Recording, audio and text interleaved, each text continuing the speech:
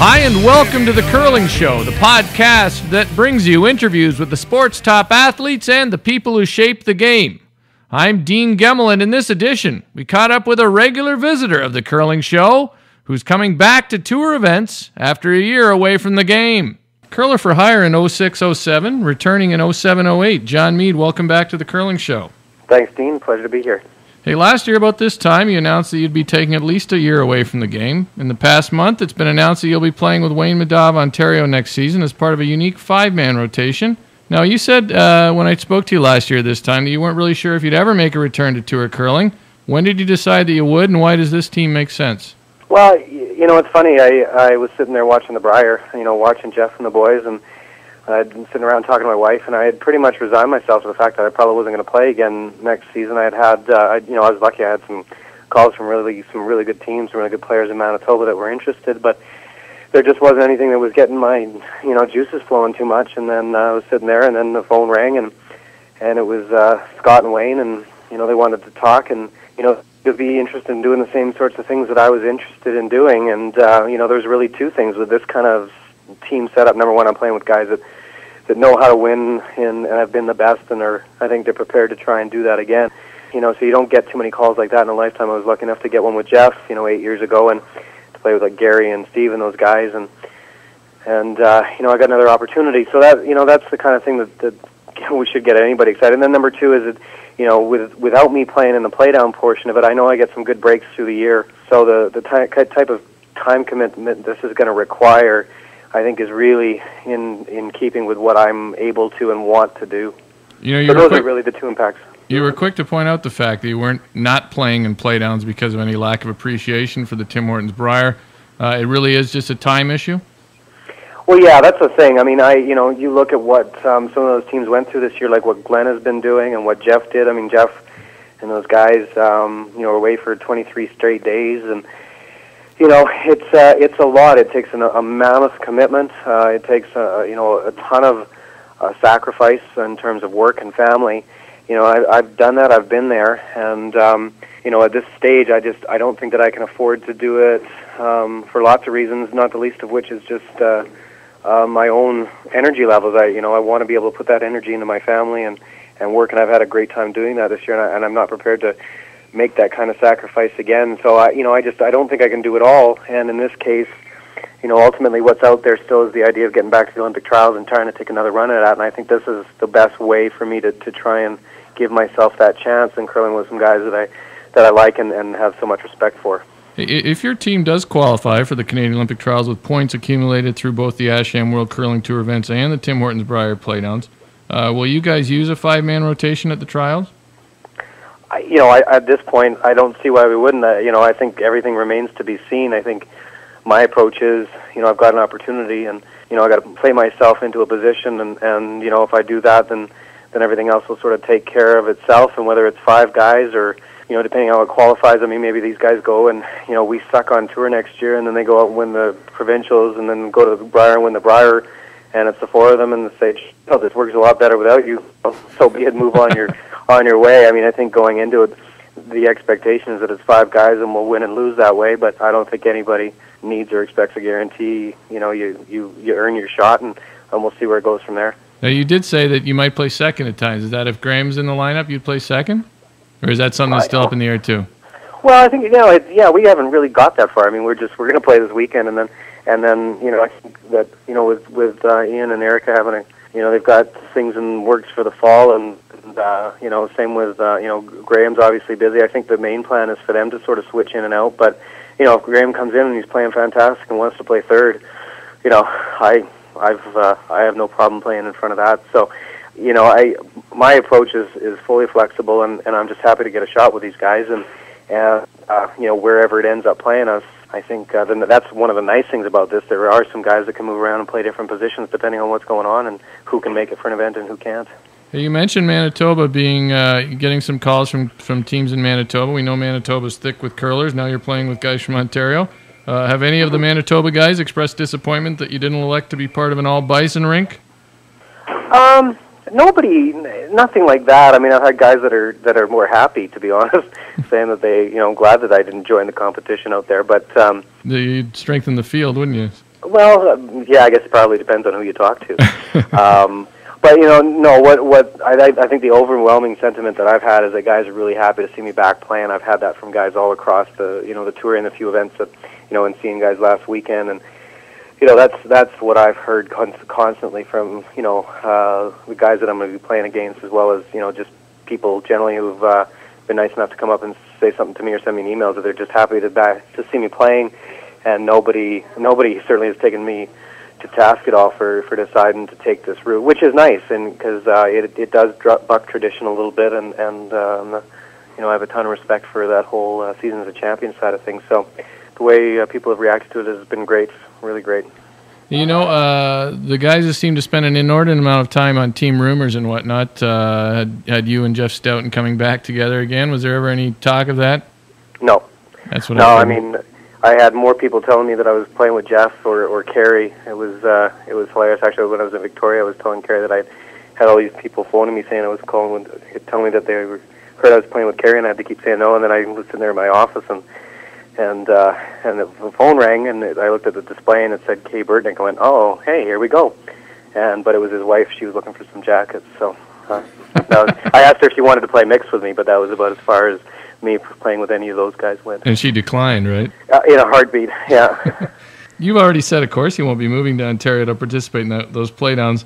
There's some grumbling, unfounded or not, I have no idea, that Chris Shilley of Team Gushu really hasn't made the move to Newfoundland. Do you think we'll see more teams maybe stretch the concept of residency a bit? I don't know. I think you might see the Oddmore situation like this where somebody will filter in and maybe play on a 5-man team and do something like this. But I don't know. I don't think, I think there's enough guys around there in their own backyard that for most guys they can, find a team on their home turf that they're happy with and competing. And, I think it's still going to be the exception unless there's some radical change at the, at the Brier level or something like that where there's just so much on the line, that, guys can become, I don't know, millionaires or something like that you would make that step. But, I don't think in the current landscape or where it's going that you're going to see that very often. And, I think people have to pick their battles, and, guys are just trying to do the best thing they can to win and, be competitive, and it's not that easy out there. So, right. There's bigger things in the world to be worried about than maybe where Chris Shilley might be spinning. Yeah, exactly. I think it's probably true. But anyways, you're at the Tylenol Players Championship in Calgary this week. I think it's probably going to be the greatest curling we'll see all year, considering the field of 16 teams. There has been some grumbling, however, about it being a Canada-only event. Now, I know the reasons for it, and they're certainly valid, and I tend to agree with them, but do you think it will continue to be a Canada-only event in the future? You're at the Tylenol Players Championship in Calgary this week. I think it's probably going to be the greatest curling we'll see all year, considering the field of 16 teams. There has been some grumbling, however, about it being a Canada-only event. Now, I know the reasons for it, and they're certainly valid, and I tend to agree with them, but do you think it will continue to be a Canada-only event in the future? Yeah, it shows you how much I've been in the loop, because I haven't heard about any of that, and I wasn't even really aware. It's tough when you got trial spots on the line, and I see both sides of it. My immediate reaction probably is that it shouldn't, it's based on merit, and it should be, the teams, irrespective of where they come from. I mean, we've got other qualifying. I mean, the NCAA Bonspiel is a trip, to the provincials, which is a trip to the Brier, which is a trip to trials and all that, and you got people from all around the world and people who aren't qualified knocking off teams that would potentially want to make that trip. My immediate reaction, I might prefer to see guys in no matter where they come from, but I certainly understand if the rationale is the trials why they came to that conclusion. But as far as where it's going, I have no idea. And this year, there's no question. The 16 teams are all Canadian, no matter how you slice it. So doesn't really make a difference, but I guess I can certainly see the concern down the road. But the fact of the matter is, if anybody's in Calgary or even in Alberta, they should get to the event this week because it will be great curling. Well, there's no doubt about that. I mean, there's no easy games. There's no pigeons out there, and with Mark Shurick's history of making the ice and the way they put on these events, it will be fantastic curling on both the men's and the women's side of it. So. Yeah, if you get a chance to check it out, I would recommend it. So that's part of the reason why I'm here. I just like watching these things. Hey, during your year away, what did you miss?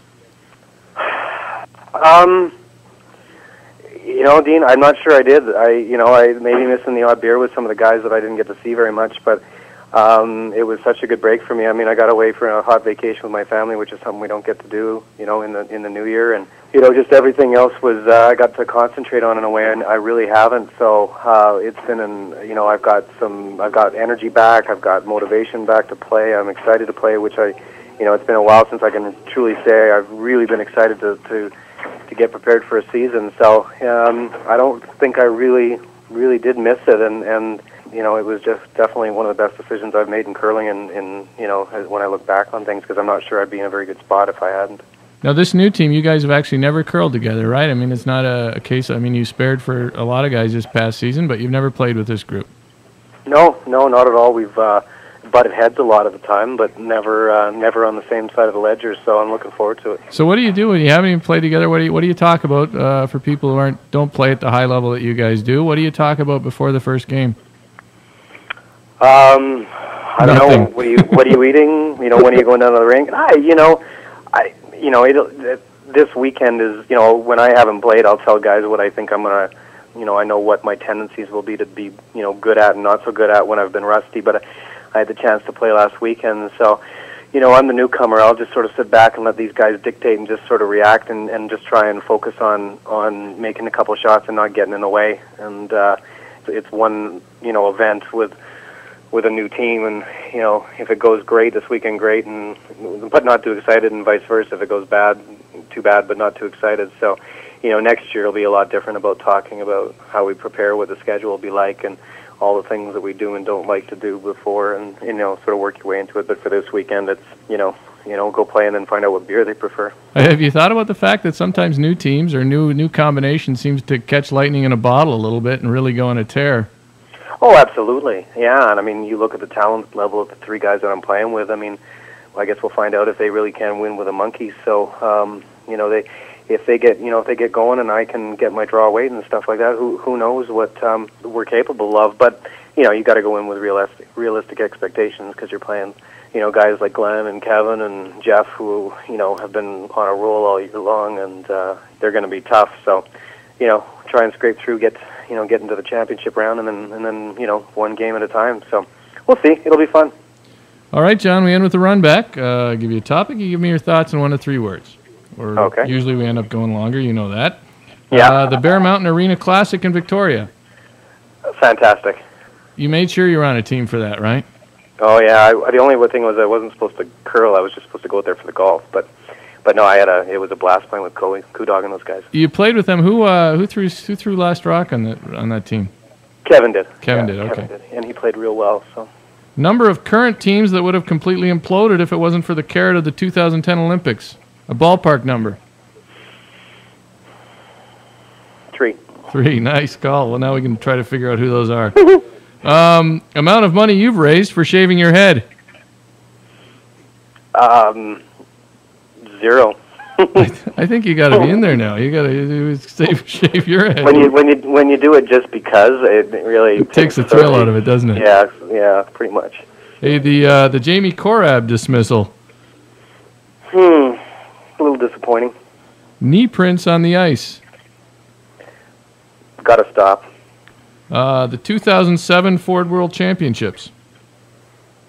I don't know where they are. No, the last one. Your thoughts on the last one? Oh, sorry, I think it's 2008. Yeah, Glenn those guys are, I hope we avoid them. Yeah, it was quite a clinic they put on. It's truly impressive. The round robin game against Germany, I thought, was almost freakish, but whatever. It was. The field may have been weaker this year in the past. I don't know, but I don't think it would have made a difference. No, and hey, the shirts look terrific. The shirts did look good. Yeah, I was going to give you a chance to plug Mundetta later, but you already did. So they did look good. And the House of Hearts in Duluth. No comment. You can't. What happens in Duluth stays in Duluth. Yeah, digital photography is no longer allowed. All right, John. This year I've been trying to give teams a chance to name their sponsors. I don't know, you guys. I don't know who you'll have as sponsors yet, but I know you'd probably like to mention Mundetta and what plans you have for them. Yeah, well, I do work with the one that we're getting more and more involved with the curling. We've had, we were able to do the Briar stuff this year and work with the provincial associations and getting our jackets and shirts on the players that go out of the Nations Championships, and they've been a terrific partner this year, and we look forward to doing more, and certainly the World Championships. We've got some really exciting ideas and concepts to, bring some different types of clothing and performance apparel into the events coming ahead, and I'm really looking forward to the Briar in Winnipeg next year to be able to showcase some stuff. So hopefully we pull those things off given the time and all of the different constraints, but the people that we're working with at the CCA and the provincial level have been terrific to work with and help us out to, sort of cut our teeth in that business. So I'm looking forward to where that's going, and certainly with Wayne's team. I mean, I know that they've got great support over the years from M&M's and M&M Meat Shops and BDO Dunwoody, and I know they've also got a good relationship with Kids Helpline out in Ontario. So I get to wear that stuff this weekend as well. I'm looking forward to it. All right, John, I appreciate your time as always. Good to hear you're back. I think curling will be better for it, and good luck this weekend. Appreciate it. Thank you. That's Jon Mead on The Curling Show. Before I go, thanks to everyone who has helped The Curling Show crack the top 100 of sports podcasts on iTunes Canada. And thanks to Jamie Broad of Sault Ste. Marie for pointing that fact out to me. And finally, a disclaimer. In this interview, I said the top 16 teams, by just about any measure, are in this week's Tylenol Players' Championship. While that does appear to be true on the men's side, it doesn't seem to be the case on the women's. That's what happens when you have a one-person fact-checking department. Whatever the case, so far both Jon Mead and Brad Gushue seem to favor a Players' Championship that isn't limited to Canadian teams in the future. Thanks for listening. Here's Black Pudding.